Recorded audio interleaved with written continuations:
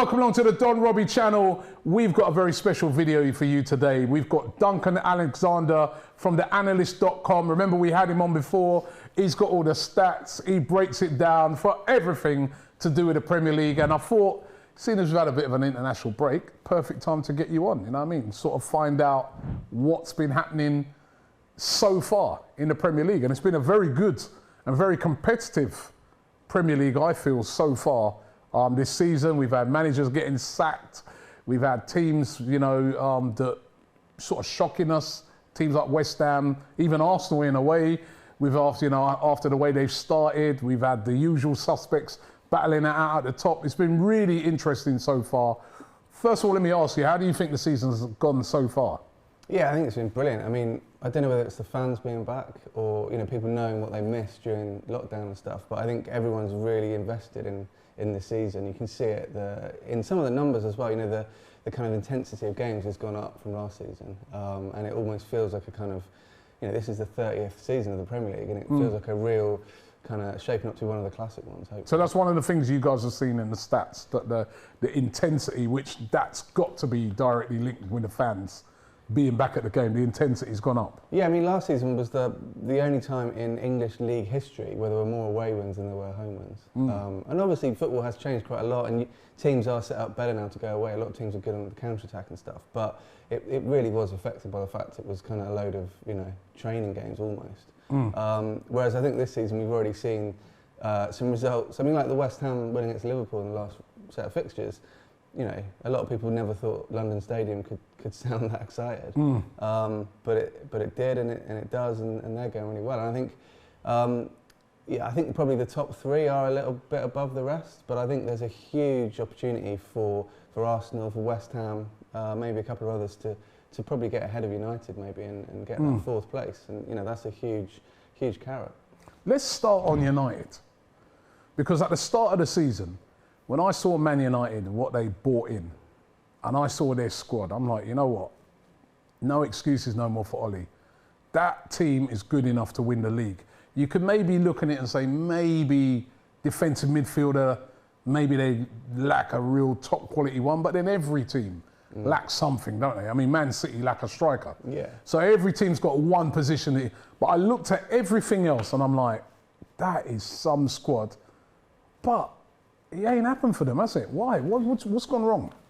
Well, it's an interesting one, because I think if you looked at the opening day of the season when they battered Leeds, that was kind of what we expected from this season, kind of counter-attacking but with pressing. Jadon Sancho being added looked like a really good addition, but he's barely played. He's hardly played that much more than Harvey Elliott has for Liverpool, and obviously got injured really early. They spent so long trying to get him, and then they've got him, and obviously the elephant in the room, I guess, is Cristiano Ronaldo. They got him in right at the end of the transfer window.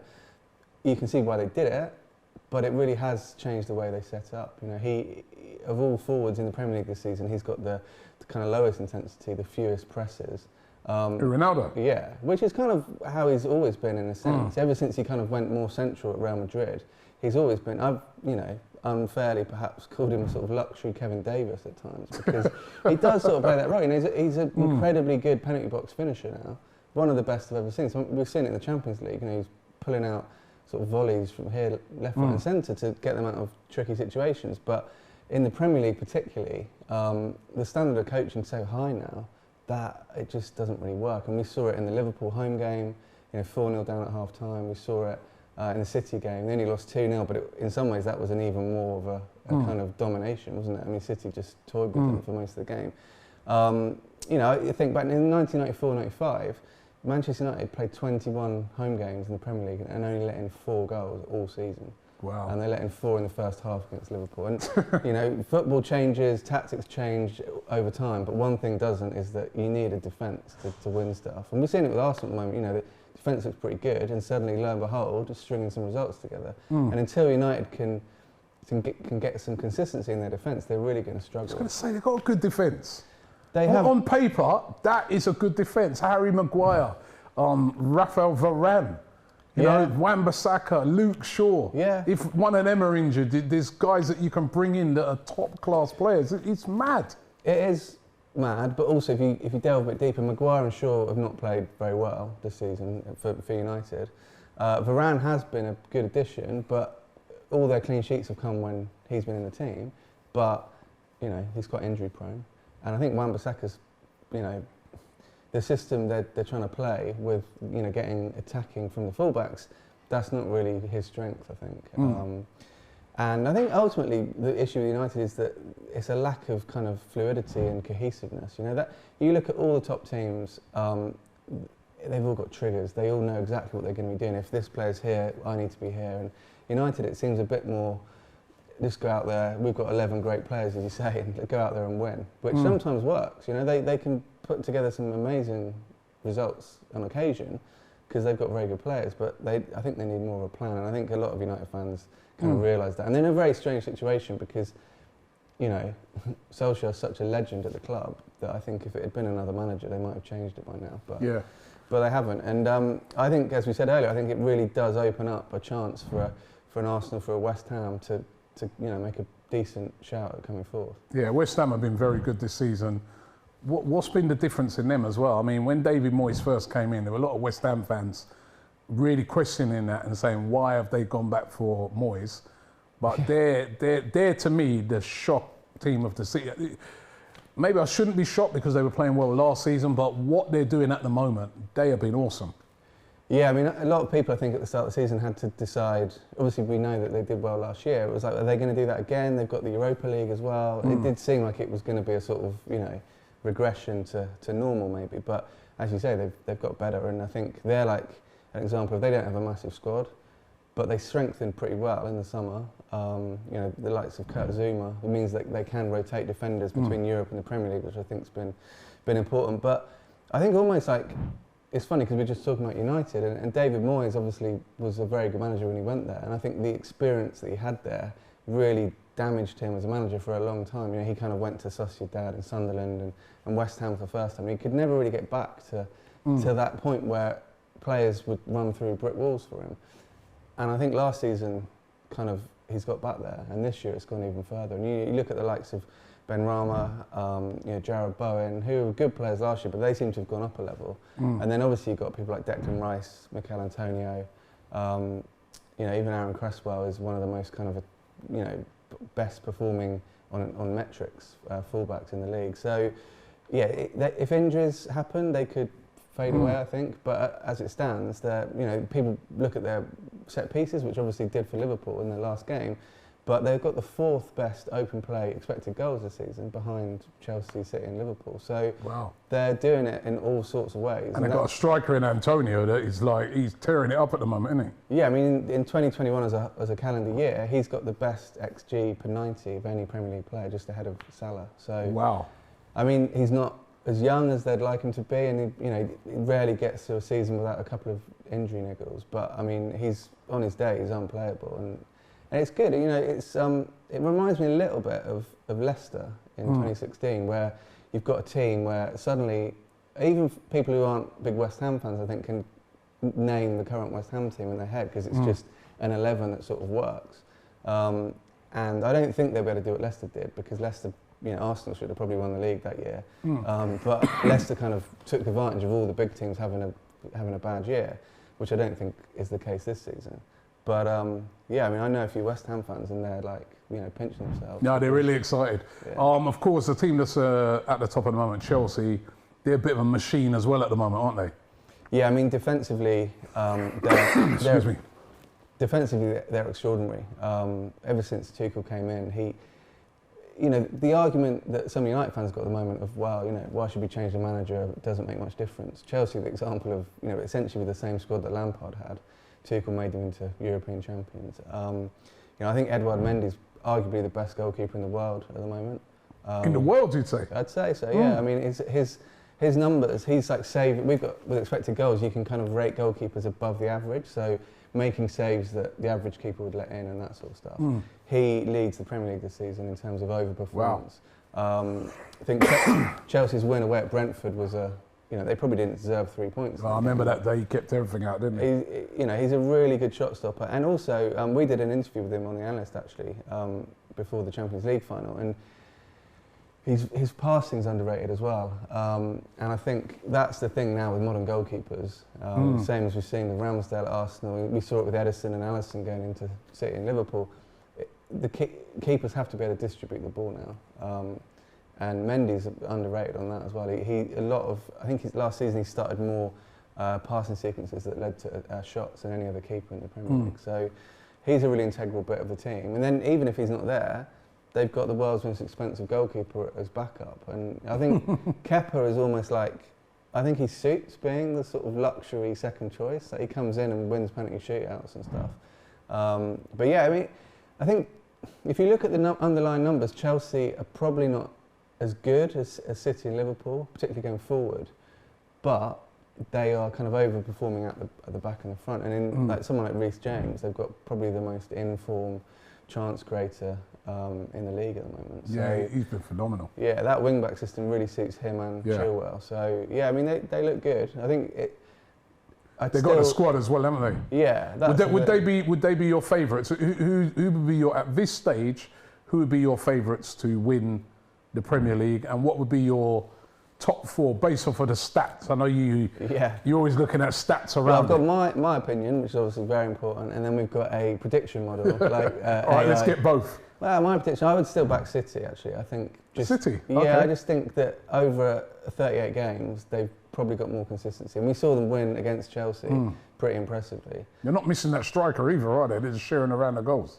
No, they've got options. I think Phil Foden. It's funny because De Bruyne is not playing that well this season, I don't think. But Phil Foden's probably been, their best player so far.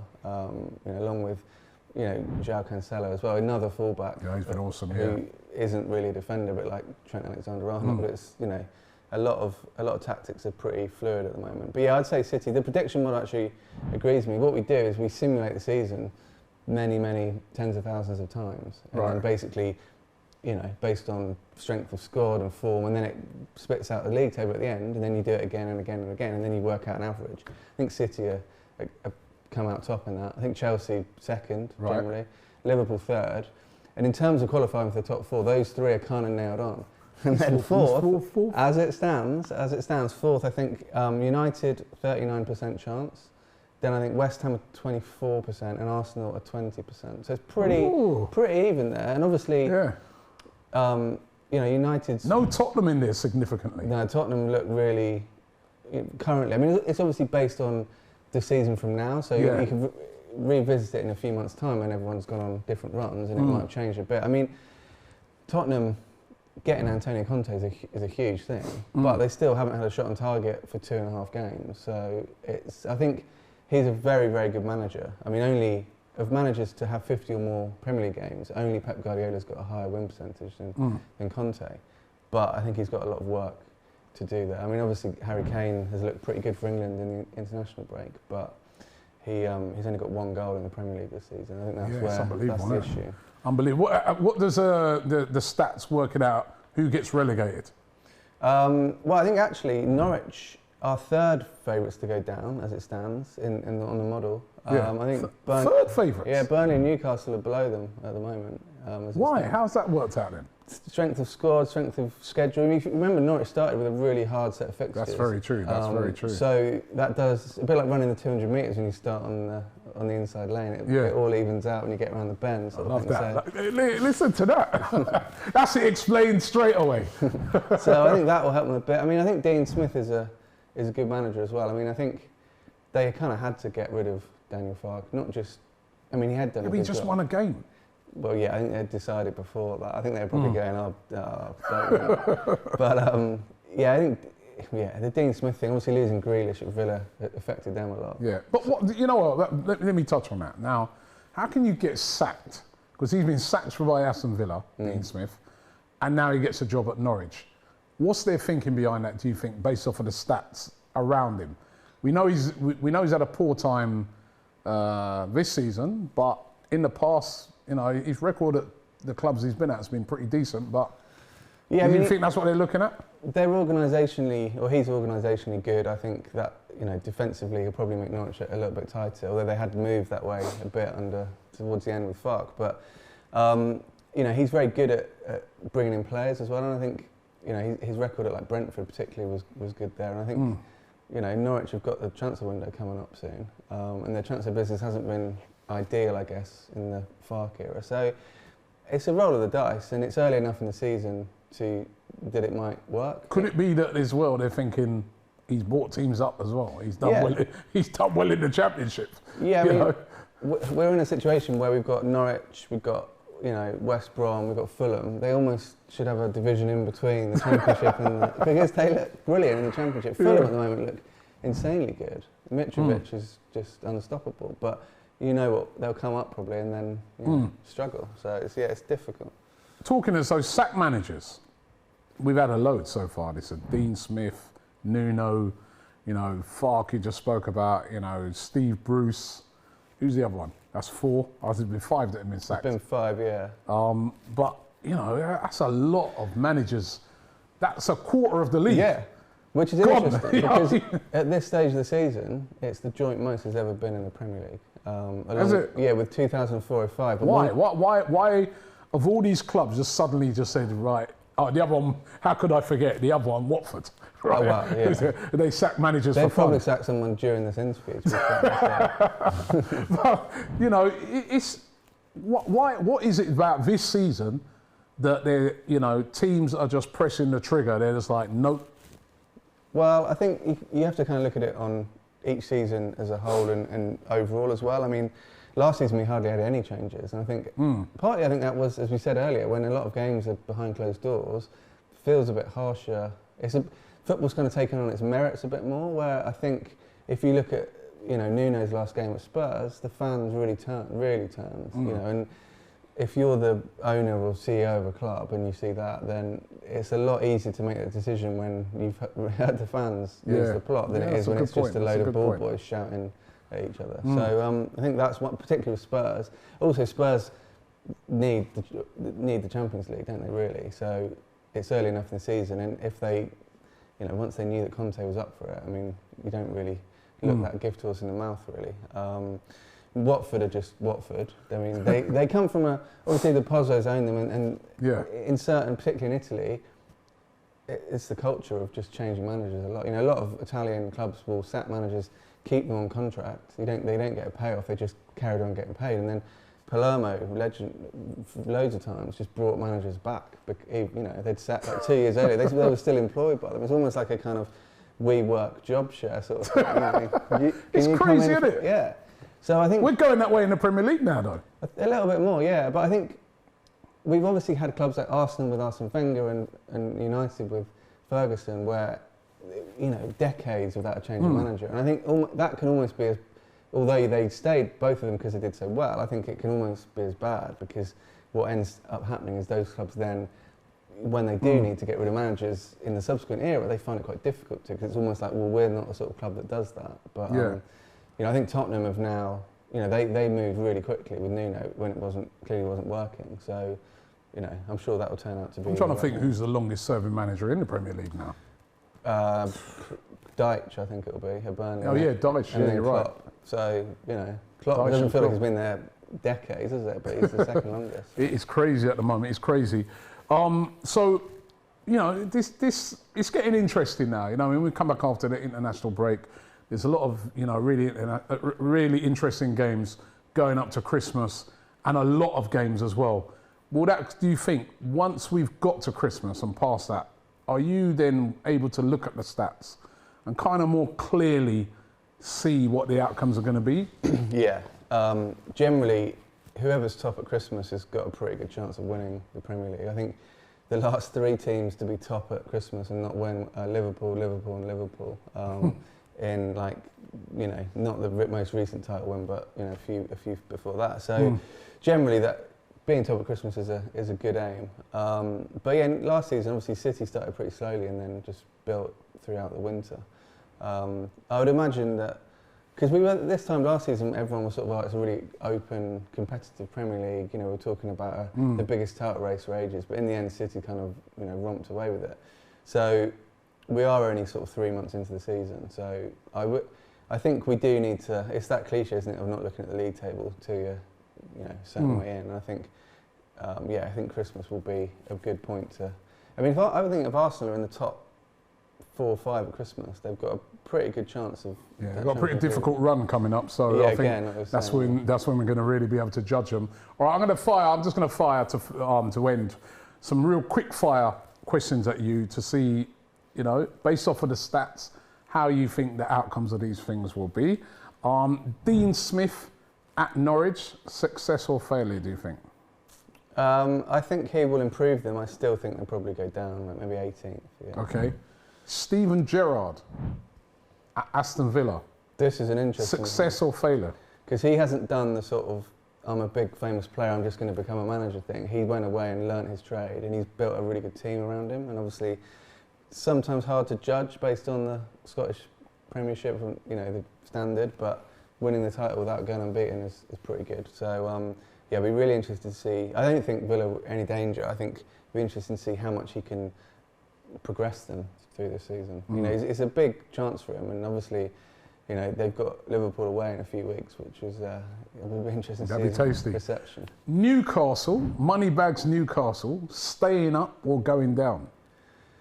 Well, as the AI says at the moment, that you know, good chance of going down. I think it is their squad, their defence is not good. They're the most passive team. We talked earlier about kind of intensity and stuff. They're the most passive team in the Premier League in terms of pressing and all those metrics. So I think Eddie Howe will improve that, but it really probably does rest a little bit on January and who they can buy. And I think a bit like when Man City first got money, you know, the clubs are going to be quoting a lot for players. So it'll be interesting to see who and what they can bring in. Golden Boot. That is a good one. I think obviously Mo Salah's already got more goals than Spurs this season, which probably won't be the same at the end. But I would. You say Kane's out of it though.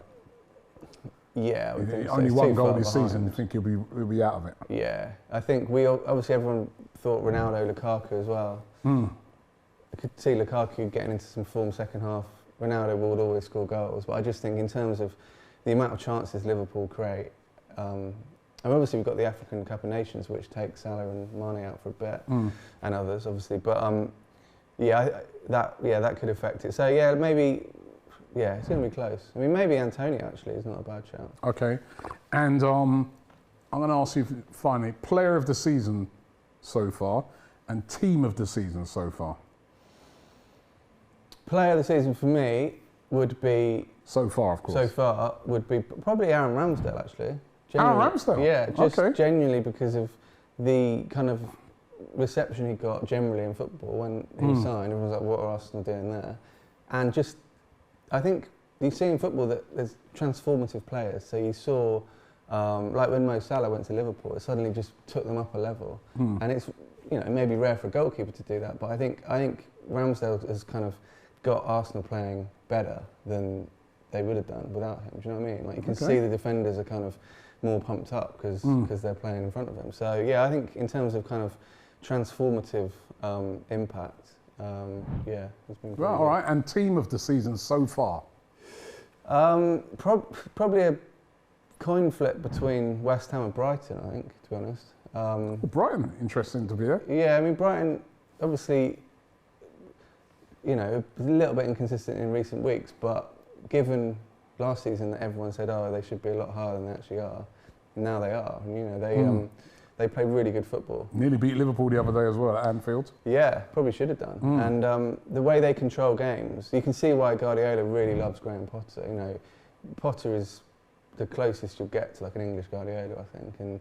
And in terms of giving up chances, only City are better than Brighton so far this season in those kind of almost like defensive smothering. So, you know, you look at Potter and Moyes at different ends of their careers, I guess, as managers. But it's you know, the Premier League does have the best managers in the world, but it's good to see, I guess, a couple of British managers sort of raising their game as well.